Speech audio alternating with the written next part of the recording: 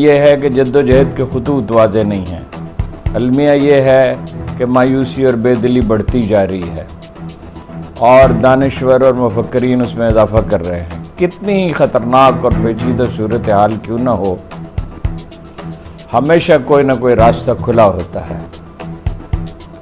और उसकी सबसे बड़ी दलील ये है कि अल्लाह की रहमत सिफ़त रहम उसकी सिफ़त अदल पे गालिब है और उसका फरमान यह है कि इंसानों पर उनकी इस्तात से ज़्यादा बोझ नहीं डाला जाता। कौमें मुश्किल में पड़ती हैं, उनका वजूद ख़तरे से दो चार होता है तो तभी वो ज़िंदा होती हैं, तभी आगे बढ़ सकती हैं। जनाब अली करमुल्लाह वजह ने फरमाया था कि घबराहट में जनाब अली करमुल्लाह वजह ने फरमाया था कि मुसीबत में घबराहट एक दूसरी मुसीबत है। हमारा मसला ये है कि हमें बहुत कम आज़ादी का सांस लेने का मौका मिला है और सदियों की क्या हज़ारों बरस की ग़ुलामी, मलूकियत, जागीरदारी, उसमें ख़ास तरह की नफ्सियात फ़रोग़ पा गई है।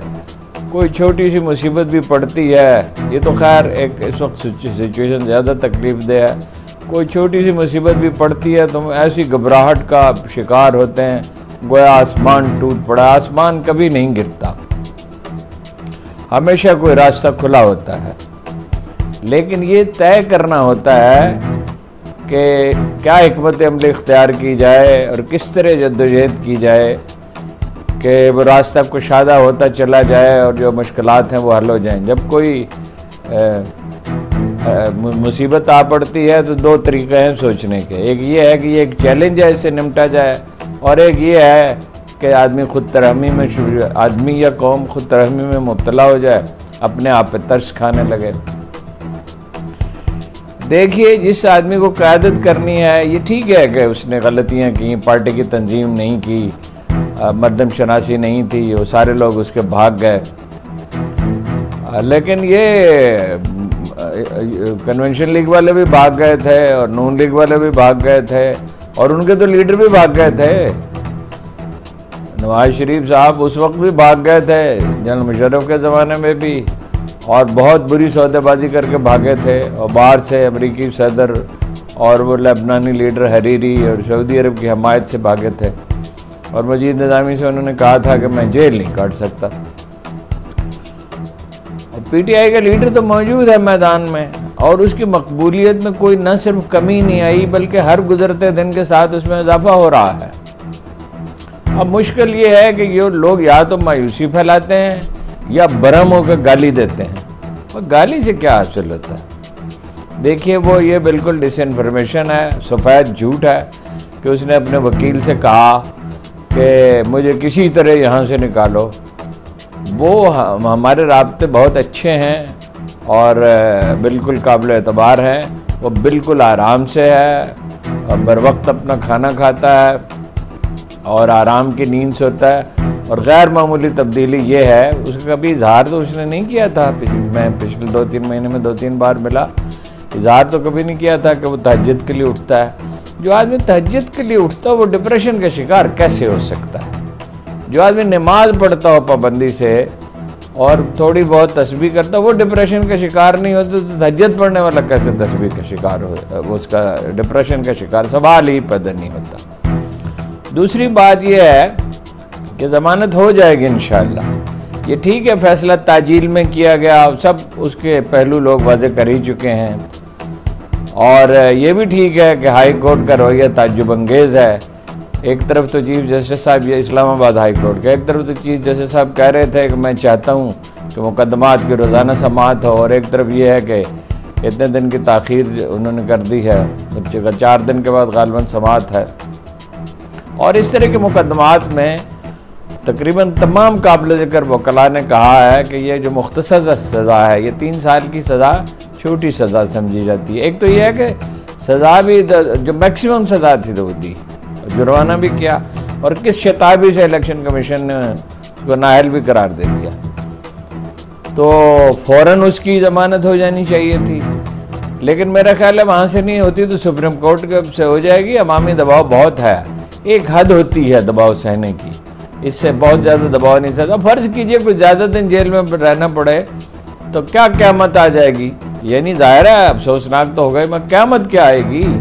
भाई अपना काम करो, सिस्टम तो मौजूद है कम्युनिकेशन का। मैं आपको वसूख से कह रहा हूँ कि इसीलिए वो वहाँ से जेल से 85 आदमी आज अडयाला जेल मुंतकिल किए गए हैं अटक से, और वो मतलब एक पूरा तरीक़ाकार डेवलप किया गया है कम्युनिकेट करने का, और ज़ाहिर ऐसी सिचुएशन में किया ही जाता है।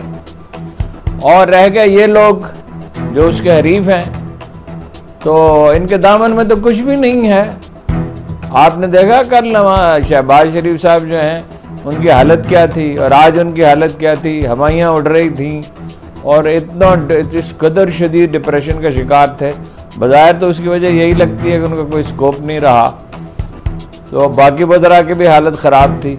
ये कैसे जाएंगे कॉन्स्टिट्यूंसीज़ में और किस तरह वोट मांग, किस बुनियाद पे वोट मांगेंगे? चीज़ों की कीमतें 2-3 गुना बढ़ी हैं, बदमनी बढ़ी है, क्राइम बेपनाह बढ़ा है।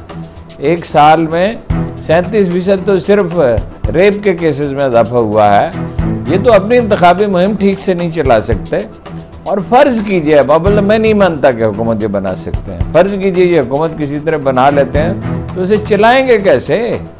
लोगों की अक्सरियत जिस हुकूमत के खिलाफ, और ये रिलीफ कहाँ से देंगे? जो लोग इस काबिल भी नहीं हैं कि निगरान वज़ीर आज़म का बर वक्त फैसला कर सकें। कभी एक नाम आता है, कभी दूसरा नाम आता है, कभी तीसरा नाम आता है। अब अभी शेख साहब का अभी तक था, अब एक दूसरे साहब जो कज़न है उनके, यूसुफ रज़ा गिलानी के, उनका नाम आ रहा है। तो बस सादा सी बात है कि माहिर मईशत को होना चाहिए, कोई ज़ख्म मुंतमिल हो सके। इसहाक डार ने तबाही फैलाई है 8 महीने में, और जो कुछ शहबाज शरीफ साहब ने किया है, किस तेज़ी, दुनिया की तारीख में कोई मिसाल नहीं है। 50, 60, 70, 80, 90 बिल मंजूर हो गए, यूनिवर्सिटियाँ बांट दी गई, और यूनिवर्सिटियाँ सरी रिश्वत हैं। और सबसे बड़ी चीज़ तो महंगाई है जो बढ़ती चली जाएगी। यानी अभी बिजली की नर्ख बढ़ेंगे, ये आपके तला क्लियर है। कुछ आज बढ़े हैं, यानी कल बढ़े हैं, और कुछ अगले दिनों में बढ़ेंगे। पेट्रोल के नर्ख भी बढ़ेंगे। इन्होंने तो अपने हाथ काट के दे दिए IMF को, जब ये खुद रोते रहे और अपने आप पे तरस खाते रहे कि जी हम मजबूर हैं और हमने कहाँ अंगूठे लगाए हैं और हम बेबस हैं और लाचार हैं, तो जाहिर अपनी सौदेबाजी की पोजीशन तो खुद ख़राब कर ली। मेरा इसरार इसी बात पर है कि जद्दोजहद जमहूरी और शाइस्ता होनी चाहिए। और अजीब बात है कि जिस पार्टी को 70% वोटरों की लगभग हमायत हासिल है, वो डिप्रेशन का शिकार हो। ये हमारे अंदर का खौफ है। ताकत एक नफ्सियाती चीज़ है,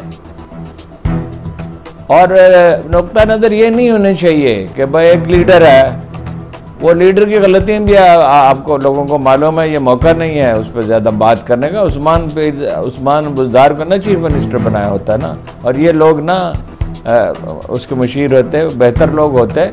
को बेहतर लोग कम हैं, लेकिन ऐसा कहत भी नहीं पड़ गया है कि वो मुयस्सर ही नहीं थे। तो सूरत हाल मुख्तलिफ हो सकती थी। बहरहाल अब भी हमारे तो हासिल है, और जहाँ जहाँ ख़तरात थे वो कम हो रहे हैं। मेन स्ट्रीम मीडिया तो कोई देखता ही नहीं है। हमारा तजुर्बा ये है कि हम यहाँ बात करते हैं तो 2 लाख, 4 लाख, 6 लाख, बाद 8 लाख आदमी से देखते हैं, और इस पर यूट्यूब पे और फेसबुक पे, और वहाँ जो है वो गिरते गिरते तादाद को 1/3 से भी कम रह गई है। तो वो मौक़े बहुत मौजूद हैं।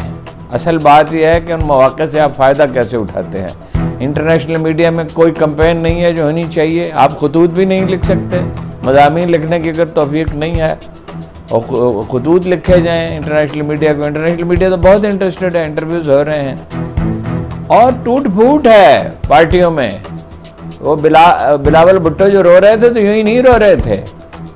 और शायद खाकान अब्बासी ने कहा कि ये पाकिस्तान की तारीख की बदतरीन असम्बली थी। निस्फ दर्जन से ज़्यादा अहम लीडर नून लीग के उसे छोड़ चुके हैं और कैंपेन चलाने के काबिल नहीं है। मैं दोबारा इसरार करता हूँ, बार बार इसरार करता रहूँगा, गाली मत दीजिए। ये कोई तरीका नहीं है। आपको मिलिट्री लीडरशिप से इख्तलाफ है, उस इख्तलाफ का इजहार कीजिए, दलील के साथ कीजिए और शद्दोमत के साथ कीजिए। लेकिन पूरी फौज को जराइम पेशा साबित करना, इससे पहले एक बहुत बड़ी गलती पीटीआई कर चुकी है कि सारा मीडिया जराइम पेशा है। मीडिया में लोग शहीद हुए हैं, लोगों को मुल्क छोड़ना पड़ा है, लोगों ने अपनी ज़िंदगियां खतरे में डाली हैं, हर तरह का दबाव बर्दाश्त किया। वो अखबार नवीस नहीं है। और सिर्फ आप उन्हीं को, और वो जो लोग इख्तलाफ करते हैं उसकी वजूहत भी हमेशा ये नहीं होती कि वो माली फ़ायदा उठा रहे होते हैं। तो ये अपना हौसला अगर बरकरार रखें, सबसे अहम बात ये होती है मार्के में अपना हौसला बरकरार रखें और दलील से बात करें। इमाम शाफी रहमतुल्लाह अलैह फरमाते थे कि मेरी किसी से बहस होती है तो मैं दुआ करता हूँ अल्लाह से कि इसी का मौक़िफ़ सही साबित हो जाए और मैं इसकी बात मान लूँ। यही बात गज़ाली ने कही है। ये जो हमारा तरीका है ना, हिजान में मुब्तला हो जाना और चीखना और चिल्लाना और इल्ज़ाम तराशी करना, और जो कुछ तो जाती है ही, कुछ क्या बहुत जाती है, लेकिन कुछ चीज़ें फैब्रिकेट की जाती हैं, इसमें न पड़ें। आप इतनी अवामी तायद के बाद भी अगर आपके ये फ्रस्ट्रेशन का ये आलम है तो इसका मतलब ये सब्र की अहमियत से आप वाकिफ़ नहीं हैं। कुरान